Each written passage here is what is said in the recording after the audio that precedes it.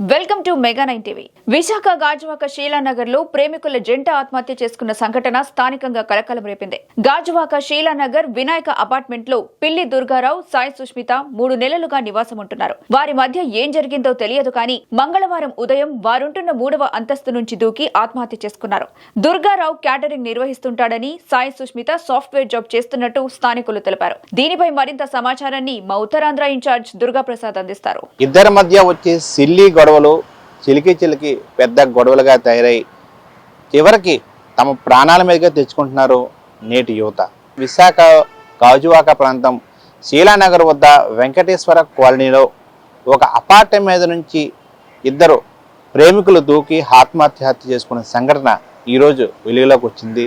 ఈరోజు తెల్లవారుజామున 5:30 ప్రాంతంలో అపార్ట్మెంట్ మీద నుంచి కిందకి దూకినట్లు స్థానికులు తెలుపుతున్నారు. అయితే గాజువాక ప్రాంత సీఏ తెలిపిన వివరాల ప్రకారంగా మనం చూస్తే అమలాపురం ప్రాంతానికి చెందిన దుర్గారావు అనే వ్యక్తి విశాఖ విచ్చేసి విశాఖలో ఆ క్యాటరింగ్ బిజినెస్ చేస్తున్నారు. అయితే సాయి సుష్మిత అనే యువతి హైదరాబాద్లో సాఫ్ట్వేర్ కంపెనీలో జాబ్ చేస్తుంది. అయితే ప్రస్తుతం ఆమె వర్క్ హోమ్గా వర్క్ చేస్తుంది. అయితే ఆ కాలనీ ప్రాంతాలు తెలిపిన వివరాల ప్రకారంగా చూస్తే ఆమె అప్పుడప్పుడు దుర్గారావు ఇంటికి రావడం జరుగుతుంది. దుర్గారావు మాత్రం గత 6 నెలలు కూడా అపార్ట్మెంట్లో ఫ్లాట్ రెంట్కి తీసుకొని ఆయన నివాసం ఉంటున్నారు. అయితే విశాఖలో ఆయన క్యాటరింగ్ వ్యాపారం నిర్వహిస్తున్నారు.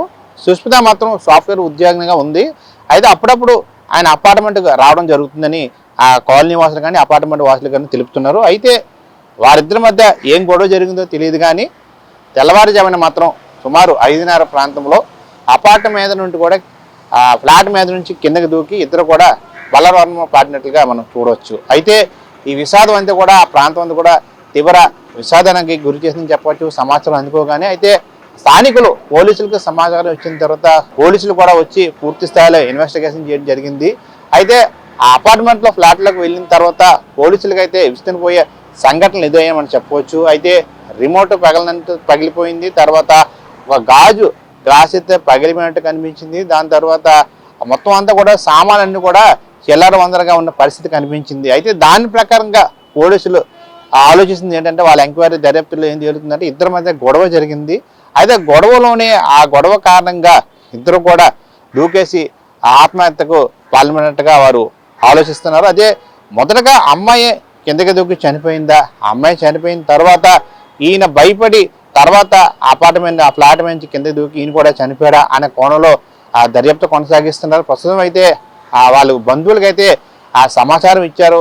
ఆ బంధువులు వచ్చిన తర్వాత పూర్తి స్థాయిలో అయితే వివరాలు సేకరించిన తర్వాత పూర్తి స్థాయిలో పోలీసులు వెల్లడిపరిచే అవకాశం ఉంది. మరోవైపు కూడా ఆయన ఫోన్కి అయితే ఆ లాక్ ఉండడంతో ఆ లాక్ తీసే ప్రక్రియ కొనసాగుతుంది. ఆ లాక్ తీసిన తర్వాతే పూర్తి స్థాయిలో వీరి యొక్క సంబంధం కానీ అసలు ఏం జరిగింది, ఎందుకు మనస్పాతలు వచ్చినాయి, ఎందుకు గొడవ జరిగింది, ఎందుకు ఆత్మహత్య చేసుకోవడానికి దారి తీసింది అనే విషయాలు వెల్లడిపరిచే అవకాశం ఉంటుంది. పోలీసులు కూడా పూర్తి స్థాయిలో దర్యాప్తు చేసేందుకు కానీ అది ఎంతగానో ఉపయోగపడుతుంది. ఎందుకంటే ఆ అబ్బాయి ఫోన్ లాక్ ఉండడంతో వాళ్ళు వివరాలు సేకరించలేకపోతున్నారు. ప్రస్తుతం ఆ అన్లాక్ చేసిన తర్వాత ఆ డేటా అంతా తీసుకున్న తర్వాత అసలు వాళ్ళిద్దరూ ఎందుకు ఆత్మహత్య చేసుకోవాల్సి వచ్చింది, వాళ్ళిద్దరి మధ్య ఉన్న రిలేషన్ ఏంటి, ఎప్పటి నుంచి వ్యవహారం జరుగుతుంది అనేది కూడా ఆ పూర్తి స్థాయిలో పోలీసులకి సమాచారం వచ్చే అవకాశం ఉంది. ఏదైనప్పుడు కూడా ఆ ప్రాంతం అంతా కూడా ఆ తీవ్ర బాధకి లోనే పరిస్థితి కనిపిస్తుంది. ఎందుకంటే కూడా నిత్యం రాకపోకలు సాగించే ఆ ప్రాంతం